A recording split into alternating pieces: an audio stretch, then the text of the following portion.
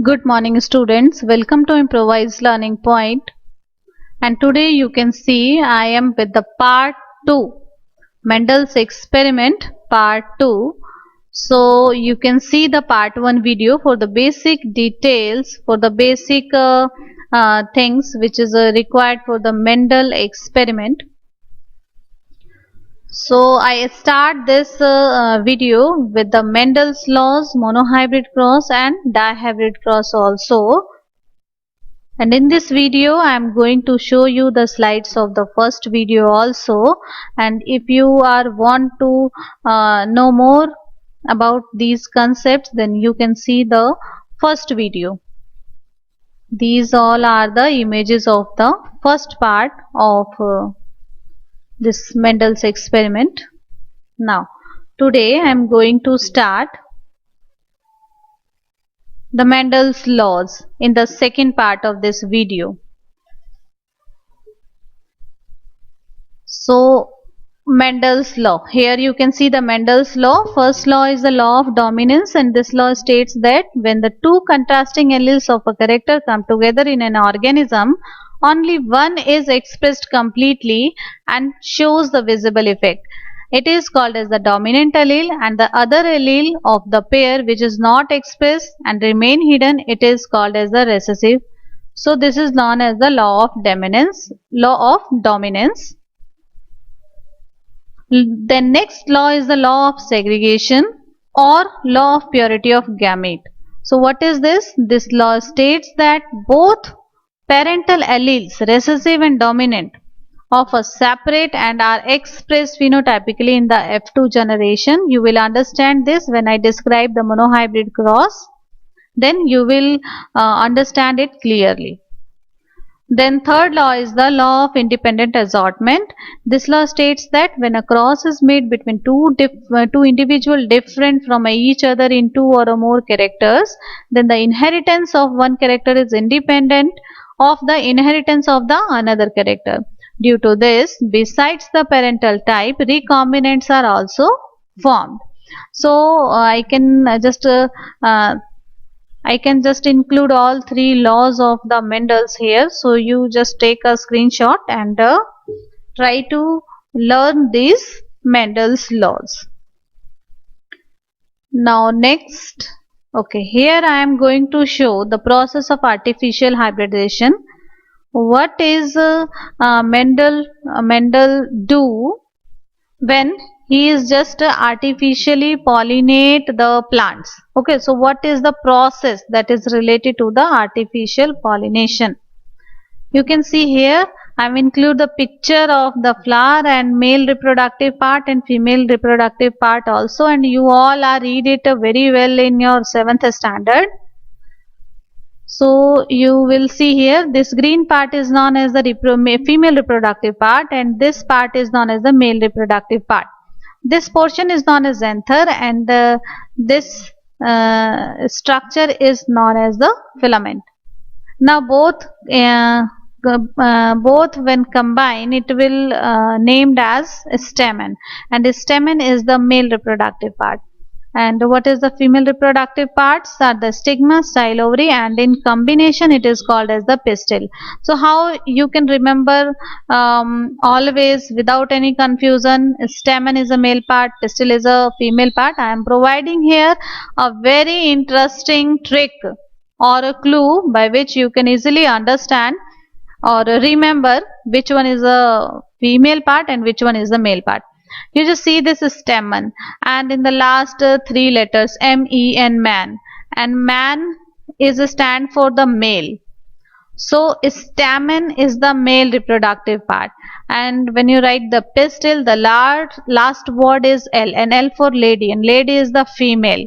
So when you remember this trick, then you are never confused any time in your life which one is the male and the female part, and you are not going confused also.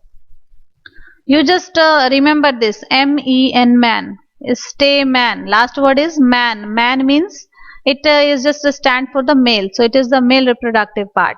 And pistil, last word is L, L for lady, lady for female. Okay, so in this way you can easily remember the male and the female part of the reproductive part. You can also help your junior also.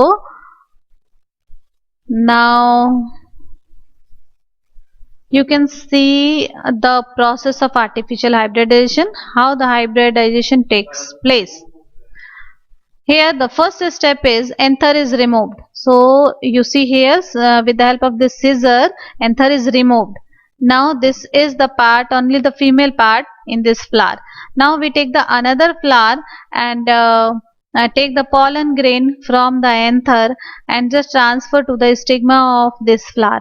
In this way, the two different flowers are used for the hybridization. And when the this pollen is just reach here and fertilization takes place and ultimately the seeds are formed, then that seeds have both qualities, this flower also and this flower also. So when we grow that seeds, there is the different in character of the plant, or you can say the flower color. So this is actually the process of the artificial hybridization. Now you can see the monohybrid cross. Now first point you will see here, why we are called it monohybrid cross, because in this we are use only the one trait, like height of the plant. We are using only one trait, so we are called it monohybrid cross. One trait involved, which is the height of the plant, so it is monohybrid cross. Now next is TT. This TT represent the tallness and small TT represent the dwarfness. When you see the first part video of this Mendel experiment, then you are clear what is this capital TT and what is this small TT, and why it is called as the dominant and why it is called as the recessive. So you just go to the first video and see.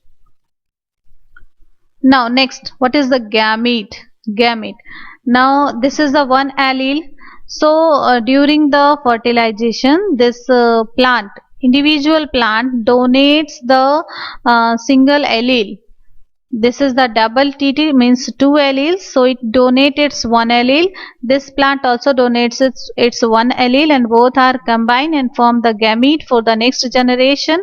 And in next generation you will find the gamete is the capital T small t. So capital T is present in this, so we can say this plant is tall because it has the dominant allele. So it masks the effect of the recessive allele. So the plant is tall. So we can say in the F1 generation all plants are tall because all have capital T.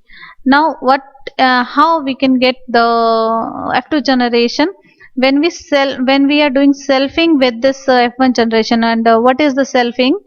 When we take another plant which is the similar type of this F1 generation, similar type, then we are again cross between the two plant of the F1 generation, the two plant of the F1 generation, that means the same plant, same allele combination, then we will find this combination. Okay, suppose I take the gamete of one plant here and another plant here, then I just make this a square. Then you will see here capital T, here capital T, so this combination is capital T. Here small t, here capital T, so this combination is capital T small t.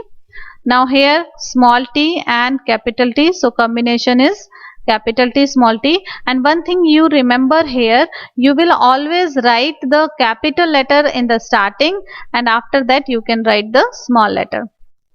Here small t small t.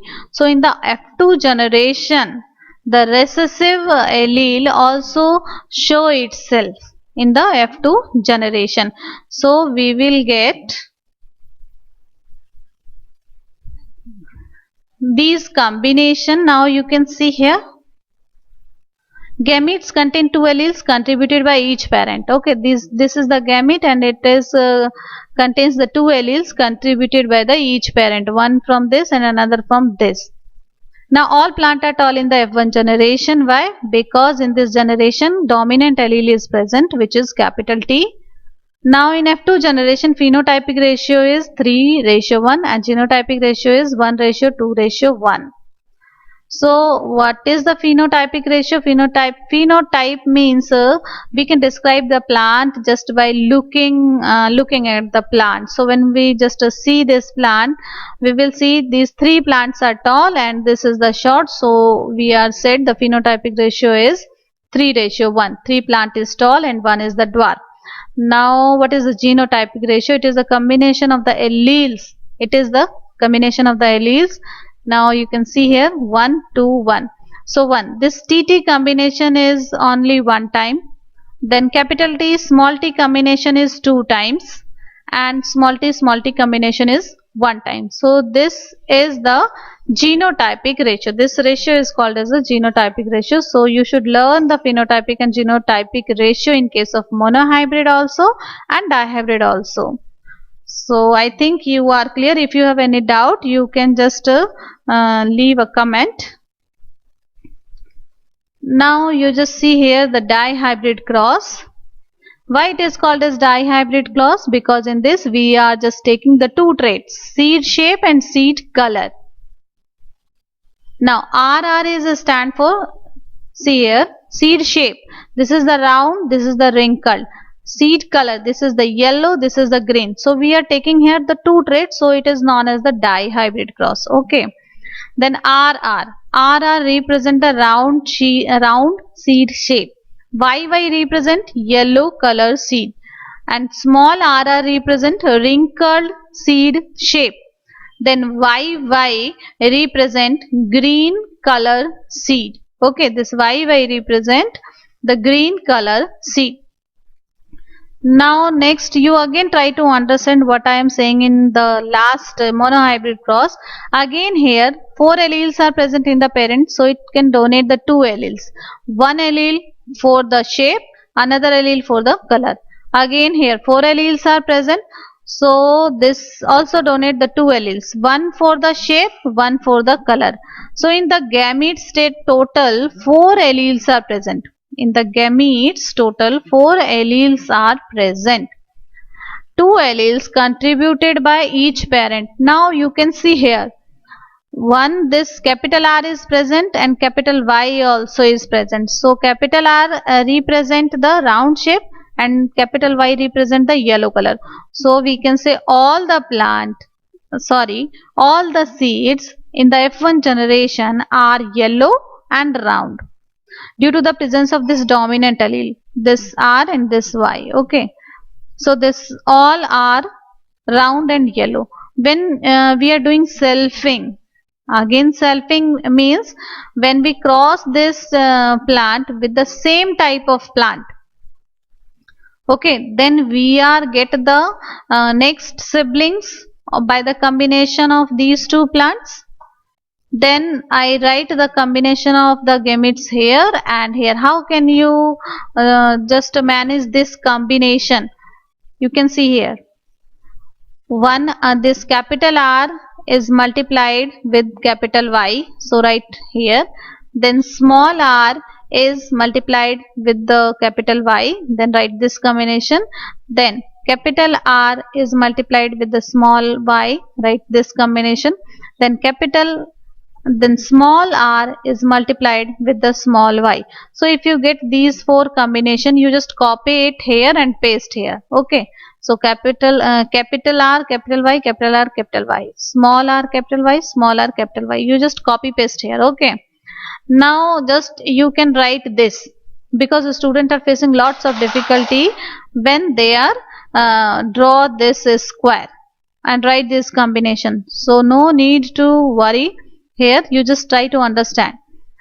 R and R, both are, either it is capital or small, both R you can write together and both Y you can write together. Next point, capital R is right in the front and small r is right in the back side. Capital Y is right in the front and small y is right on the back side. So this is the two things or conditions. Now you can say capital R, capital Y, capital R, capital Y. So you can write R together here, Y, together here. Okay, now come here. Small r, Y, and capital R Y. So capital R, small r, write together. Capital Y, small, capital Y, you can write here. Come to the here. Capital R, small y, capital R, capital Y. So you can write capital R, then capital Y, sorry, small y. So capital R, small y.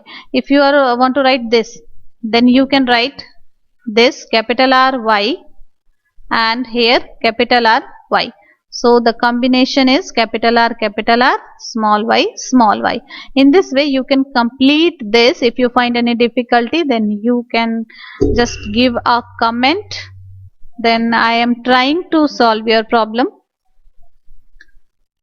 Now all the plants are round and yellow in F1 generation due to the presence of the dominant allele due to the R and Y. I already explained this concept. Now in F2 generation you will see this phenotypic ratio 9331. What is this 9331? 9331 means 9 seeds are round and yellow. You just count this. 1, 2, 3, 4, 5, 6, 7, 8, 9. 9 seeds are round and yellow. Then 3 seeds are yellow but wrinkled. 1, 2, 3. 3 seeds are round but green. 1, 2, 3. 1 seeds are green and wrinkled. So it is the appearance. So physical appearance. So we are just put this ratio in the phenotypic ratio. Now what is the genotypic ratio?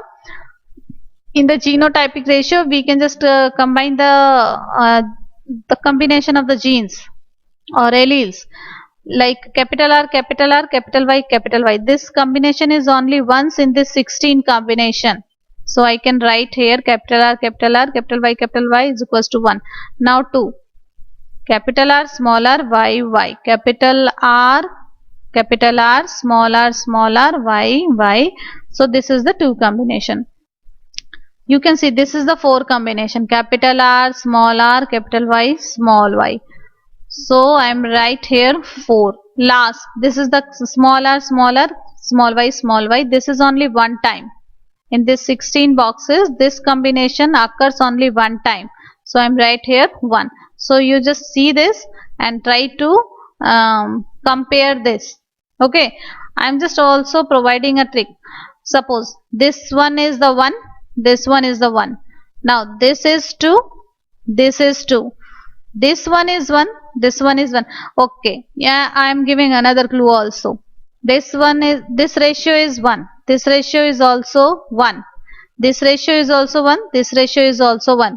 You just see here 4, 1, 1, 1, 1, 1. So this is the ratio of which combination? This one, this one, this one and this one. Now come to the 2 ratio. Okay. This one is the 2 ratio. Now this one is the 2 ratio. Come here. This one is the 2 ratio and this one is the 2 ratio. Now come to the 4 ratio. These lines all are same. So this is come in the 4 ratio. Okay, I think now you can easily find the combination of the genotype and the phenotype ratio. And I think the picture is clear in your mind. If you have any doubt, you can give me a comment. I can try to solve your problem. So I hope you like this video. Please share with your friends for the help.